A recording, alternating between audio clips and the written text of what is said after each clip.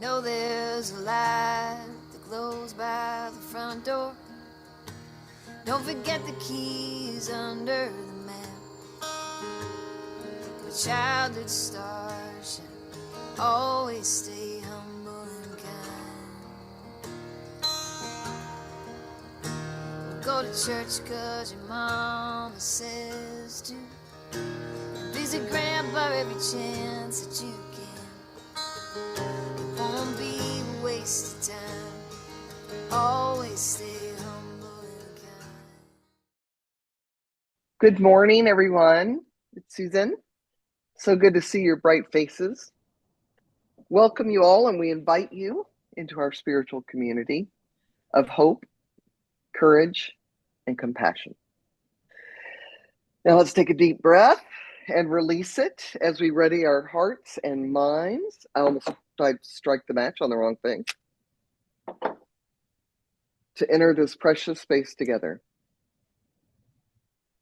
We light this candle for warmth, which in Texas we needed this week, and light as we begin our service. So Groundhog Day, but it's January, right? What gives? Oh, Rebecca Mattis gives. She's going to give us the lesson today. She's here as our guest speaker, and we are delighted to have her back. And she is going to share with us the lessons for Groundhog Day, which is upcoming, and beyond. Several of you, most of you, all of you will remember Rebecca. She lives in Rutland, Vermont, and she teaches English there and math to adult students, including English language learners from all over the world, which is challenging but a lot of fun. She loves to read, she loves to think, and she loves to write about ideas. And she's written several sermons over the years, and lucky for us, she's shared some of those with us already. And she is the one that suggested this beautiful song that we just heard, which is Always Stay Humble and Kind. That particular version is my favorite, and it was performed by the writer, Lori McKenna. And so a songwriter always delivers the message, I think, better than most. So without further ado, here is Rebecca with our first reading. Voyager 1 was launched in 1977 to explore our solar system.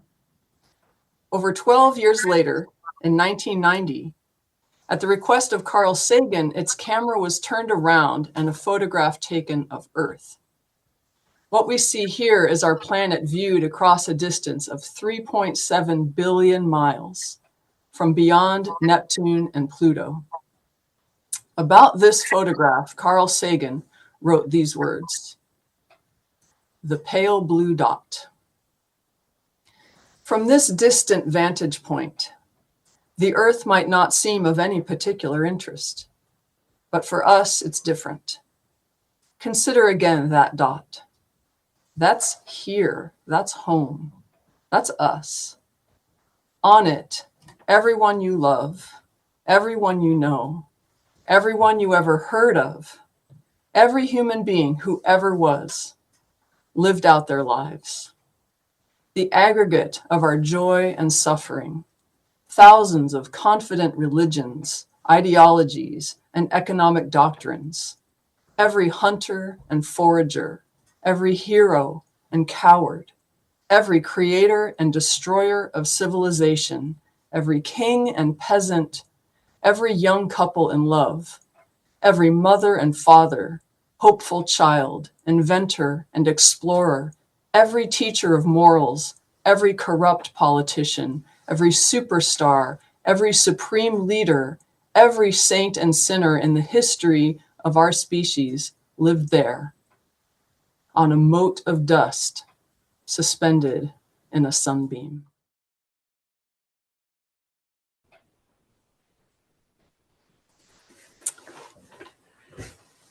Well, thanks everyone. I'm so glad to be here again. Think globally, act locally. Do you know that bumper sticker? It's a piece of advice that I followed for a long time. Growing up, I had to deal with a variety of global threats: nuclear war, tyranny, pollution, climate change. It can be overwhelming, and sometimes I have despaired. The aphorism, think globally, act locally, advised me to keep those big things in mind, but to focus on the things that I myself can change. And so I do that. For example, the effects of climate change really distress me. And so my husband and I have lowered the carbon footprint of our home and transportation habits. I think it's good to concentrate on your own agency and to devote your integrity even to the smallest things. Sometimes, though, my own agency just fails. For example, one summer several years ago, I discovered a little mouse living in my shed.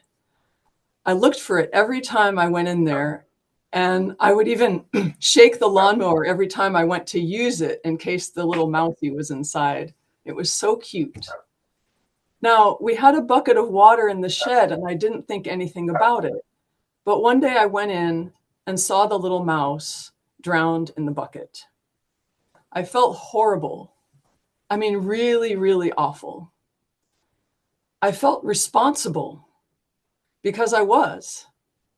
I am a lover of life and I live comparatively gently on the earth. But seeing that dead mouse just brought home the truth of the matter, which is that all animals, some way or another, live at the expense of other living things. Doing my best to live rightly only gets me so far. For every day, every hour, whether it's a mouse or a carrot or a bird or a bug, something is dying as a result of my living. I eagerly choose to focus on what I myself can do, and I end up facing my existential destructiveness. So, if one way to handle global problems is to focus on our own sphere of influence, what if we miss the mark in our little sphere? If I do a bad job flapping my own butterfly wings, will I cause a hurricane somewhere? Does the weight of the world truly rest upon me?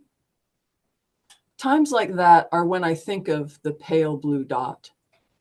Whenever I'm overwhelmed, the image of our tiny planet floating in space gives me such relief. It nourishes my spirit. Viewed from beyond Pluto, our weighty planet is tiny and I am minuscule, just a baffled speck of potential and limitation. I am a living thing like every other living thing, an animal like any other. I'm only human, and so is every other person. Speaking of being human, and speaking of planet Earth, I have some etymologies for us to enjoy. So let's narrow our focus from out there in the universe and zoom in on just the continent of Eurasia. Have you ever heard of the language called Proto-Indo-European? It's the common ancestor of all the Indo-European languages. English, Spanish, Russian, Hindi, Sanskrit, Persian, Icelandic, many others. All come from this one language that was spoken about 5,000 years ago. It's been kind of reconstructed by linguists, and it was great fun to explore, or it is great fun to explore. I learned, for example, that the word human has nothing to do with the word man, even though it has that word in it. It's not human, but human. It comes from the Proto-Indo-European root that means soil or earth. Human literally means earthling. Other words sharing this root are humus and humble. Some say the word ground comes ultimately from this root as well. So, humus, human, humble, humility, and possibly ground all come from the same root that means soil or earth. I'll come back to each of these words later, but let's start with humility. Humility sounds like a bad word sometimes. It's too much like humiliate, which means to deny someone's inherent worth and dignity. Oddly, though, true humility is dignifying. I would define it as accurate self-assessment. What am I capable of? What is beyond me? To truly answer these questions requires humility, because in truth there is just so much that is beyond my soul capacity. I would also say that humility places us in context.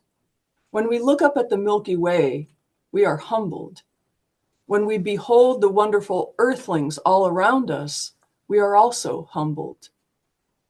I've never heard anyone talk about the context part of humility, but I'm thinking it might be the most important part. Humility says we are this microscopic part of a vast amazingness. Humility can only truly exist within the awesome.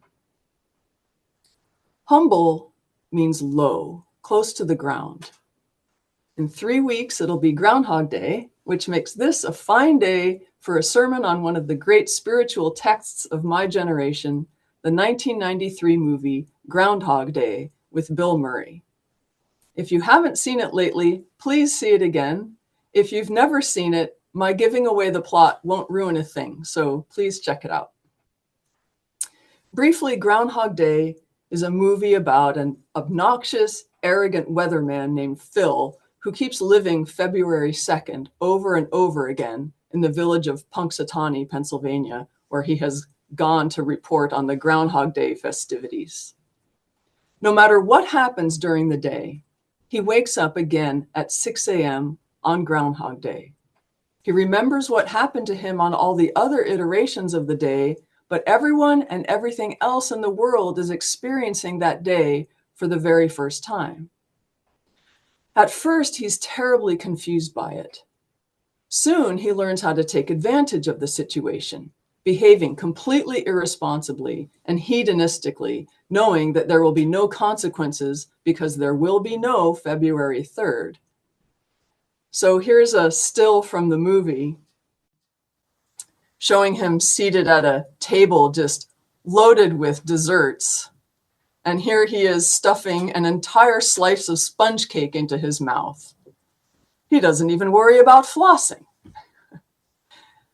When he explains to his coworker, "I am a god," he's not bragging. It's his best explanation for what is happening to him. After a while, though, living a life without outward consequences causes him to despair. Phil even tries suicide multiple times, but there's no exit for him. He keeps waking up the same morning again and again.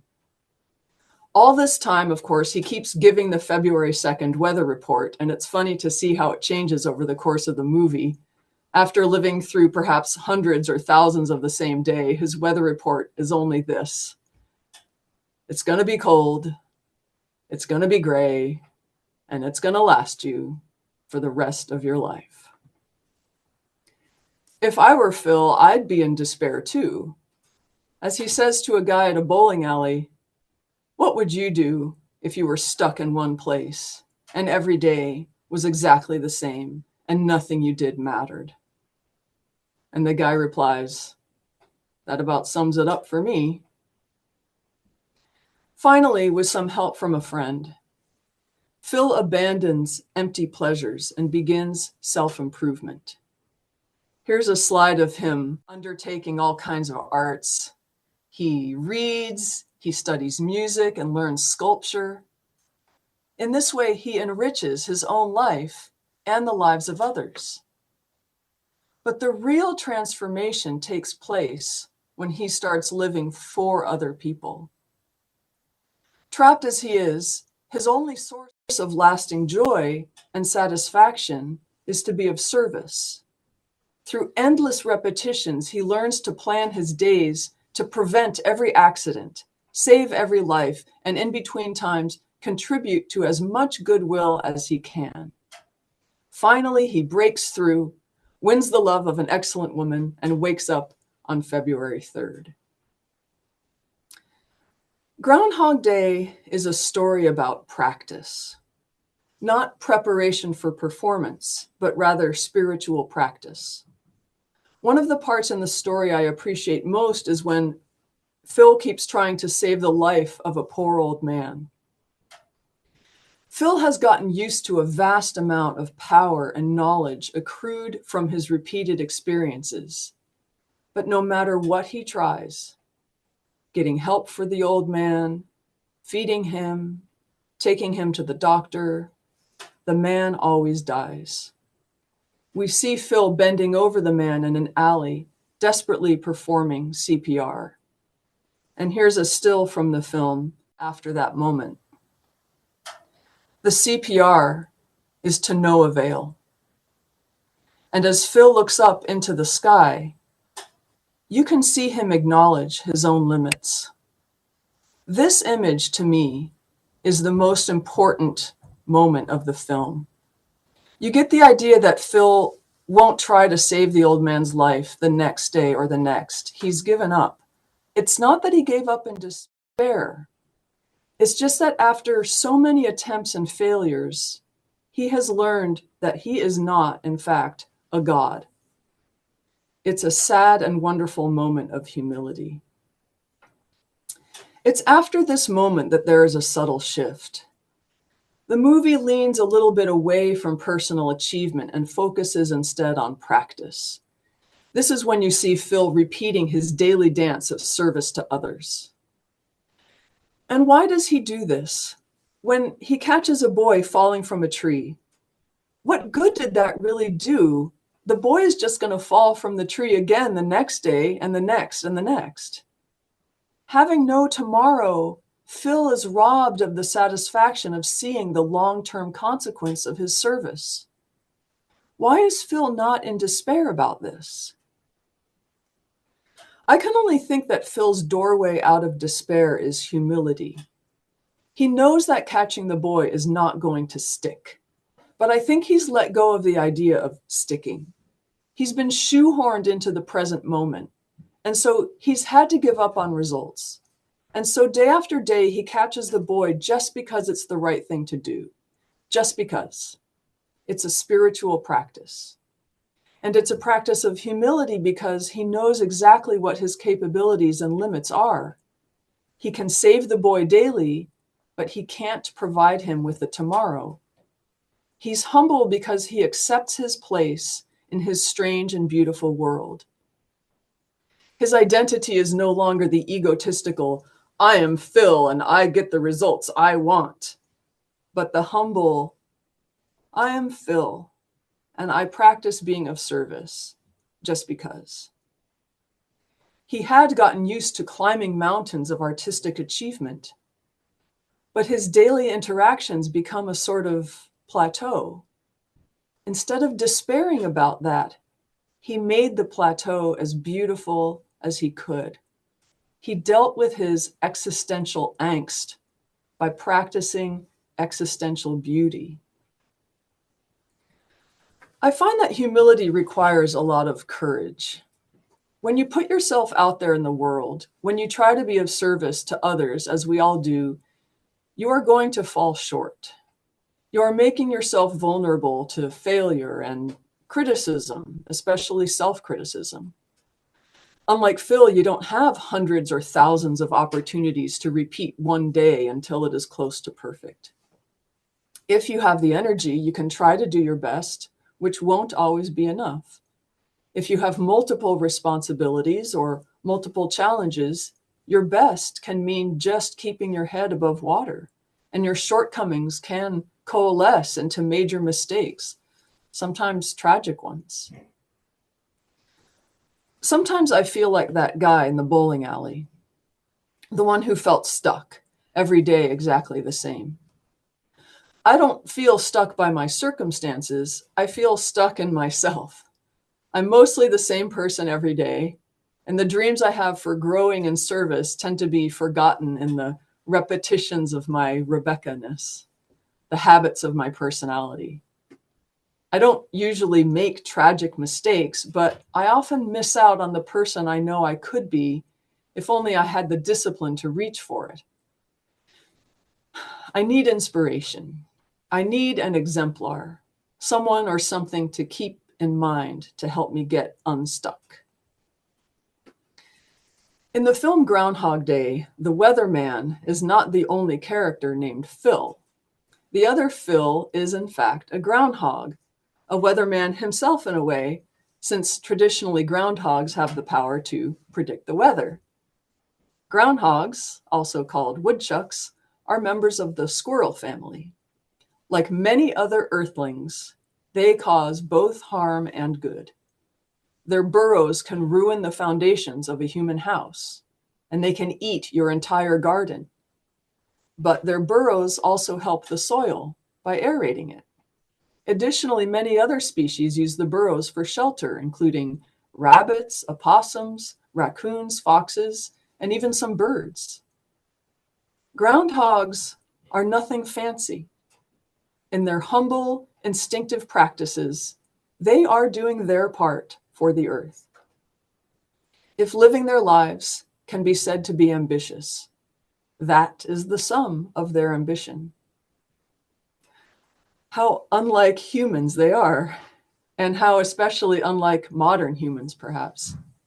We have so much amazing technology, it seems there's nothing we cannot achieve. And so we think that we should. We should be able to climb every mountain, sail every ocean, vanquish every illness. We should be able to build perfect systems, perfect institutions, perfect societies. I am deeply ambivalent about this idea. On the one hand, it's good to be oriented toward the excellent. This goes for goals both small and large. Striving, improving, being devoted to whatever is higher. These are wonderful human qualities. And they are what make humans so very successful at climbing every mountain, sailing to the moon, even completely vanquishing some illnesses. The time that Phil Connors spent on self-improvement in Groundhog Day was time well spent. To grow in self-discipline in the pursuit of an art is good in itself and brings beauty and pleasure to others. To think globally and act locally, that is, to be socially conscious while focusing on one's own sense of agency, is virtuous and wise. On the other hand, I think we get so used to our modern powers of knowledge and ability, it can result in a kind of perfectionism that ends up being counterproductive. At least that's what I've experienced. My perspective gets skewed. I keep forgetting that I'm only human. You could argue that thinking globally has made me a little arrogant, a little bit grandiose, thinking that every action of mine is so crucial to the earth and all its life that if I don't make the world a better place, I'm doing life wrong. I'm not saying that thinking globally is wrong, only that it has had some unintended consequences for me. It causes me to focus on results and perfection instead of on practice. Phil Connors realizes he's not a god. And I need to realize I'm not Atlas, the mythological titan who carries the earth on his shoulders.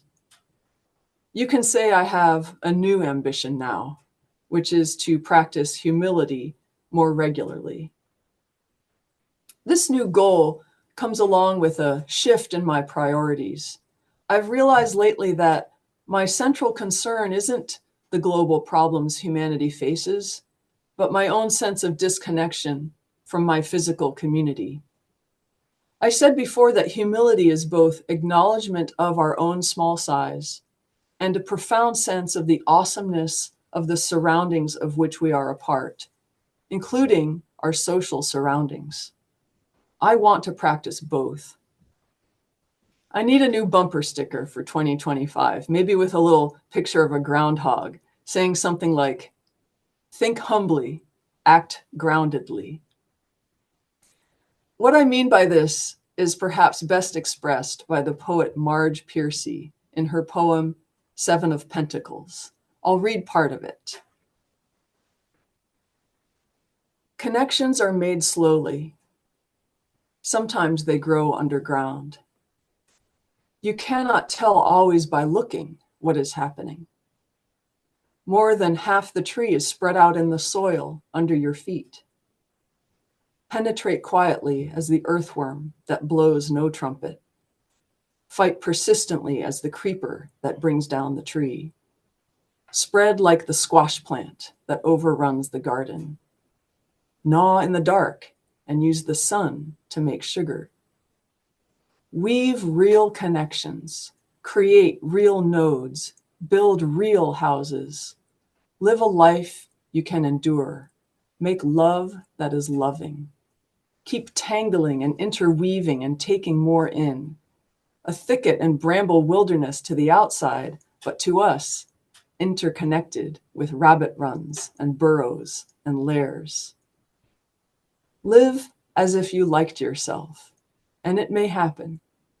Reach out, keep reaching out, keep bringing in. Amidst the virtual world of virtual perfection, I want to weave real connections and create real nodes. That's what Phil Connors did in Groundhog Day. At the start of the film, he views the people of Punxsutawney with contempt. We see him learn self-improvement and then to be of service to the world and then to learn humility. But he could not have done any of this without the villagers around him and the thousands of momentary connections he builds with them. And he knows it. He's no longer just an empty suit on TV full of hot air. He's a real person who demonstrates regard, interest, and appreciation for the denizens of his physical community. I believe that humility is the antidote to both hubris and despair. There are many ways to practice humility.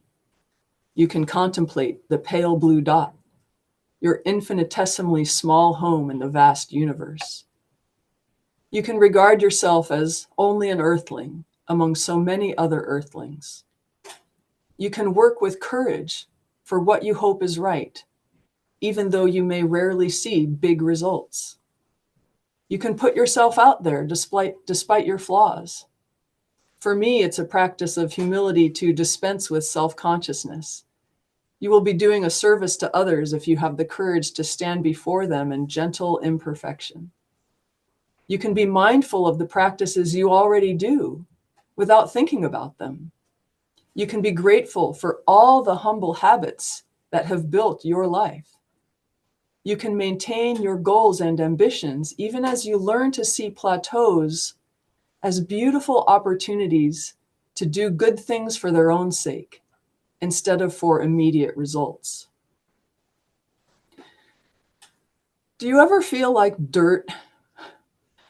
If that happens, the next time it happens, try to remember dirt is both okay and essential. After all, dirt is the source of almost everything we eat. Almost all the landscapes that delight us are built upon it. Our humanity has its roots in the soil. So please treat your soil, your humus, your humanness with loving, gentle, and humble practices.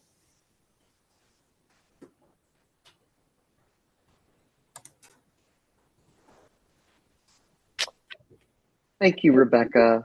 Oh, I loved it. I loved your message. I loved your examples.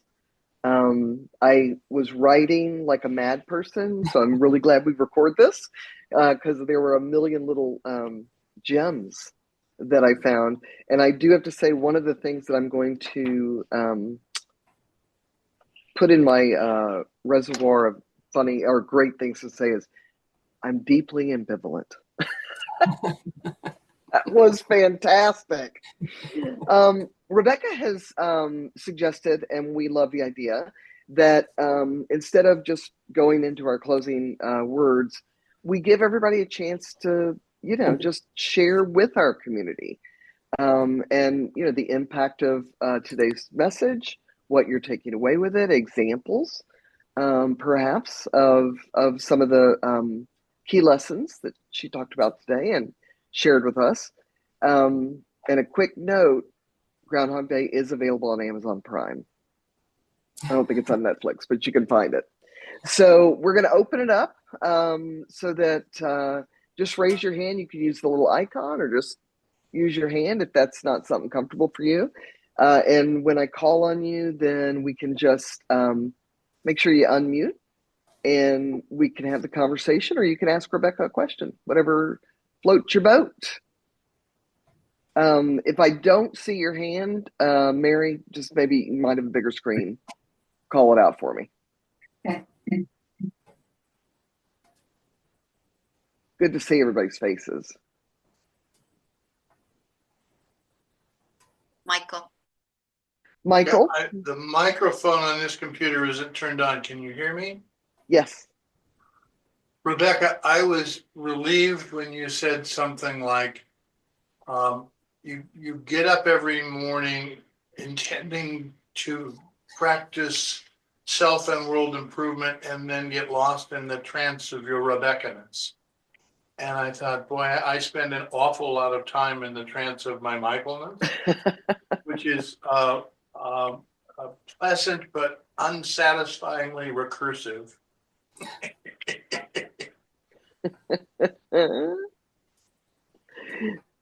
I love that.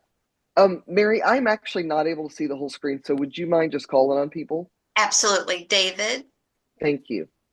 A little bit off the wall question, but I am fascinated by the way you come up with topics and you blend them into a message. Could you comment just a little bit on, because from Pollyanna to, and next thing will be Caddyshack or something, and it works so well.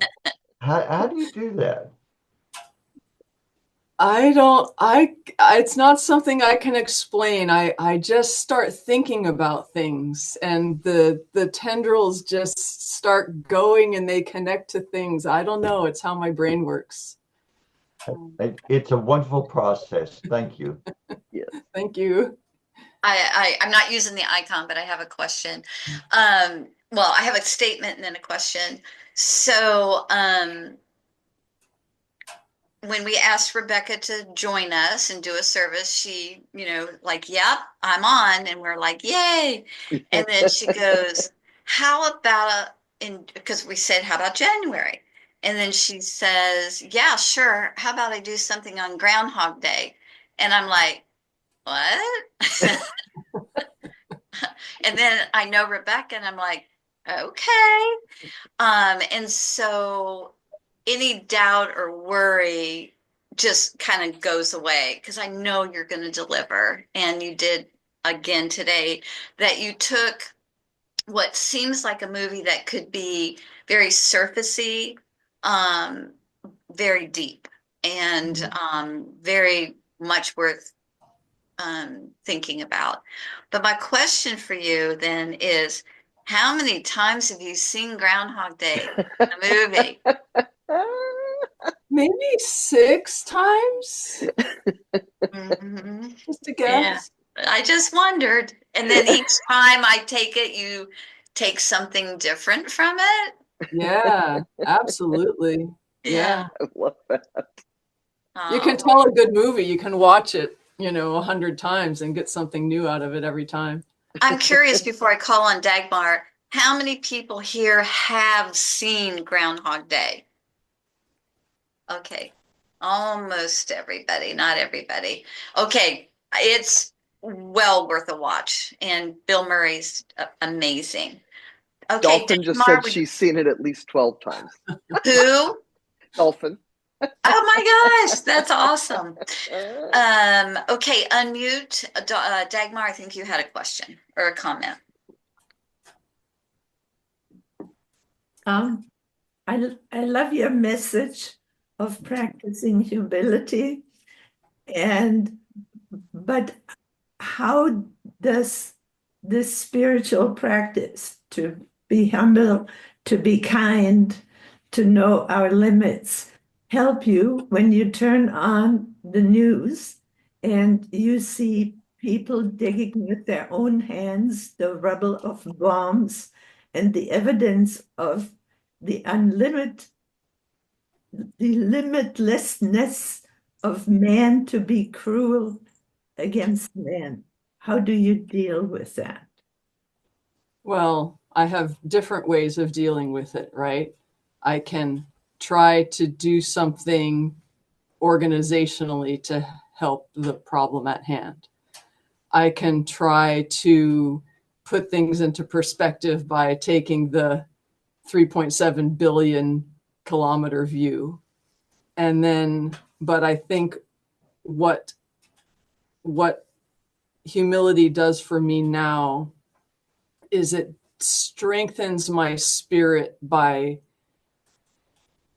prompting me to focus on the person next to me, you know, and I've forgotten about that person, you know, especially now with modern media. The whole world is just right in our pocket, in our phones, and all this instant connection, and what's lost is my connection on my street, you know, in my room.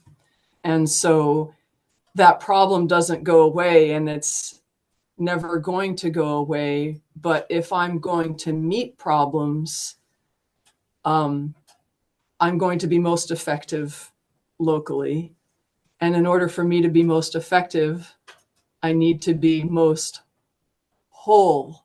And in order for me to be whole, I need to care for my heart. And in order to do that, I need to be humble and connect in my soil here. There's not an easy answer to that question, of course, and it'll be answered every day till the end of time, I think. Thank you. Susan, and then Joan has her hand up. Thank you, Mary. Dagmar, I mean, I think that question really hit for me. And Rebecca, thank you so much for sharing your beautiful answer. I was at dinner with some friends last night, and they're both very involved in nonprofit and helping others, and one is more probably, I actually wouldn't say that one is not more than the other, but like they have different ways of giving, and some of it's time, some of it's money, some of it's references, you know, to remind people of these needs. And it was just this sort of brilliant conversation about exactly what we're talking about as far as what we can control, the blue dot view, and then turning on the news and seeing it in our own backyards. So one of the things I think about when you spoke about humility, and sometimes, you know, we have to be reminded, humility is sort of like the Buddha to me. You should always strive for it, but you can never claim it, because the minute you claim it, you no longer are, right? So it's, and it reminds me of another line, which is, when that doesn't show, discipline is for those times when motivation doesn't show up. So I don't feel very humble today. I really want to brag, you know. You kind of go into this spiritual practice, as you said, of actively being humble. So that's sort of my statement part, as Mary did. But my question is, how do you balance those things? One of the conversations we had last night was about generational impact. So you could think of this as, there's the guy on the corner where you're parked at a light and he's asking for money. Do you give him money? Or is he just going to go use that on booze or drugs? Do you give him food? Because if that's what it's for, then that's, you know, kind of thing. And those are things that you can decide on your own how to practice. But regardless, if you give this guy $5 or $20 every time you see him, it's going to maybe help him in the moment, but it's not going to help him if he doesn't know how to manage what he has with that money, right? So this conversation last night was about a group that extraordinary, that are, their focus is bringing in young, unhoused mothers with children under the age of 5. So it's very specific sounding. But the idea is, if you get a mother with a child under 5 and you teach her and help her improve her life with disciplines and, the kind of financial support you need. For instance, this person was working a minimum wage job. They had they were making, whatever that was at the time, and they were told, if you can save $500 in 1 month, we will fund you getting an associate's degree. Well, that sounds amazing until you realize how hard it is to save $500 if you make a minimum wage. But she did it, and so they said, here's the money. And she became a nurse tech, and then she became a nurse. But most critically, out of the whole thing, this person raised her daughter with better knowledge than that which she was raised, right? So you have generational help. And I'm sorry this is such a long-winded story, but the meat of it becomes balancing being humble and saying, I can't fix everything. I can't pay for this person's college. But what can I do to build? What's the balance of humility versus reaching for what may be out of our reach? Longest question in the world. My short answer for today is that it's always going to be better to help people that you can interact with face to face. And I think that's probably why that program was so successful, is that it's person to person. And so in my broad definition of humility, like that itself is a humble practice. Let's not try to solve every problem of the world. Let's see what this person really needs, what they really need, and try to grow that. Love that. you. All right, Miss Joan, you're up. Good to see you. Lots of thoughts going through my head, but I, like Lois, have seen this Groundhog Day so many times, and at least 10. So every time I see it, I get something different because I'm in a different place. And I have looked at it psychologically. I've looked at it in just looking at my own life. I've looked at it in Buddhist terms. One time I just found a whole bunch of Buddhism in that movie. It's just everywhere. And I wrote notes about it. I was just enthralled, but it depended on where my head was at the time, because I had been just absorbing a lot of Buddhist readings. And one of the things that my thought is now is go watch that movie again, because all we can do is take it a day at a time anyway. And that's what it feels like. My life feels like right now is just if I can get through this day, no matter what I get accomplished, I'm still alive. I can still talk with people or text people or call people. I can still interact with Martin on a daily basis and on visits. So, it's just, I don't know how to sum it up except that one day at a time. And it's all a spiritual practice. And you practice it very well, Joan. She does. Anybody else before we move on? Yes, that's saying. Here, Neil Barnes had his hand up for something. Oh, sorry. Neil, do you have your hand up? Oh, did you want to say anything, Neil? Unmute if you do. Just thank you for the invitation, and It's always a pleasure to hear a really good sermon and to listen to everybody's thoughts and comments. I really appreciate it. And as obviously someone that's British and not American, I can confirm I've also seen Groundhog Day many, many times. But yeah, I really I'm really moved by the way that Rebecca is able to bring into clarity so many different points from so many different perspectives into something that's a cohesive whole. So right now I'm just kind of sitting with all that inside of me, and there's lots going on internally that's responding. And yeah, a deep appreciation. Thank you. Thank you, everybody. Glad you're here. Thank All right, you. Miss Susan, I'll turn it over to you. All right. Well, a wonderful gathering again. So good to see all of your faces. Before we move, we're going to ask you to go in peace, go in love, and go in kindness. The world needs you. We need you.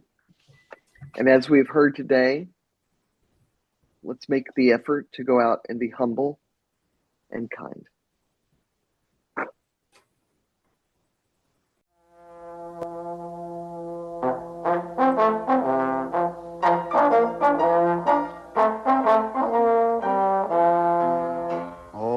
Everything comes in its own special size. I guess it can be measured by where you put your eyes. It's so big when you're close, it looks smaller back a bit.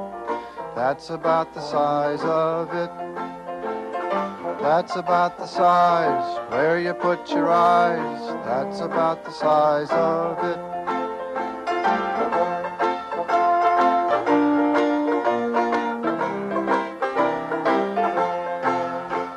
The big becomes the little when you see it back a bit.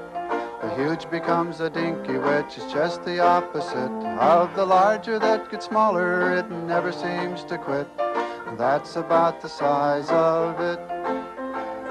That's about the size where you put your eyes. That's about the size of it.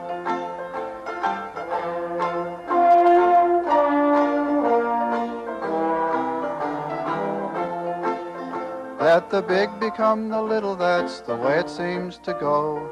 That they make up a larger thing is something good to know. It's nice to know that though we're small, there's always room to grow, and that's about the size of it. That's about the size where you put your eyes. That's about the size of it. Yes. I love how that song sort of in a cute way summarizes everything Rebecca just said today, and that's about the sizes of it, where you put your eyes. So we'll put our eyes on each other, on our community, close and far away, and be humble and do what we can do. So thank you. Now's our time. Our service is over, but we do have joys and concerns. So if you need to go, we are going to send you off with our love ritual. And if you can stick around and want to be part of joys and concerns, we'll do that next. So Rebecca, thank you so much again. We can't wait till the next time to have you. Who knows what she's going to come up with the next time, but we'll look forward to it. All right, those of you who are leaving, we love you. Take care. Have a good day. Be humble and kind. And the rest of you that want to stick around, we'll start Joys and Concerns in just a minute. Thank you, Mary. Bye-bye. Good Stay to see warm. everyone. Bye.